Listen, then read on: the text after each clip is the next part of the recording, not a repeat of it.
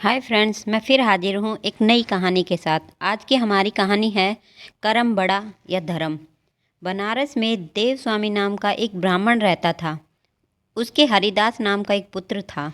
हरिदास की बड़ी सुंदर पत्नी थी, नाम था लावण्यवती। एक दिन वे महल के ऊपर छत पर सो रहे थे कि आधी रात के समय एक गंधर्व कुमार आकाश में घूमता हुआ उधर से निकला। वह लावण्यवती के रूप पर मुग्ध होकर उसे उड़ाकर ले गया। जागने पर हरिदास ने देखा कि उसकी स्त्री नहीं है, तो उसे बड़ा दुख हुआ और वह मरने के लिए तैयार हो गया। लोगों के समझाने पर वह मान तो गया, लेकिन यह सोचकर कि तीर्थ करने से शायद पाप दूर हो जाएं और मेरी स्त्री मिल जाए, वह घर से निकल पड़ा। चलते चलते वह किसी गांव में एक ब्राह्मण के घर पहुंचा। उसे भूखा देख ब्राह्मणी ने उसे कटोरा भरकर खीर दे दी और तालाब के किनारे बैठकर खाने को कहा।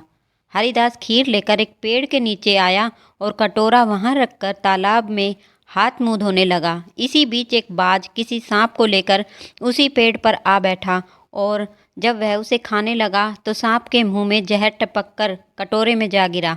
हरिदास को कुछ पता नहीं था, वह उस खीर को खा गया। जहर का असर होने पर वह तड़पने लगा और दौड़ा दौड़ा ब्राह्मणी के पास आकर बोला, तूने मुझे जहर दे दिया है।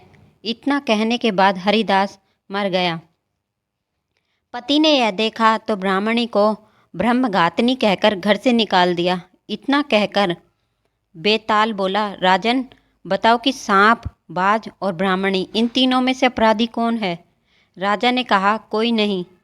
सांप तो इसलिए नहीं क्योंकि वह शत्रु के वश में था, और बाज इसलिए नहीं कि वह भूखा था, जो उसे मिल गया उसी को वह खाने लगा, और ब्राह्मणी इसलिए नहीं कि उसने अपना धर्म समझकर उसे खीर दी थी और वह अच्छी दी थी।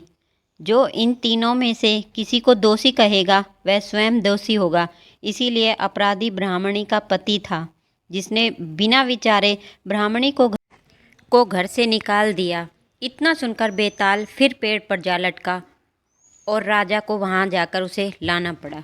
धन्यवाद दोस्तों, मिलते हैं नई कहानी के साथ।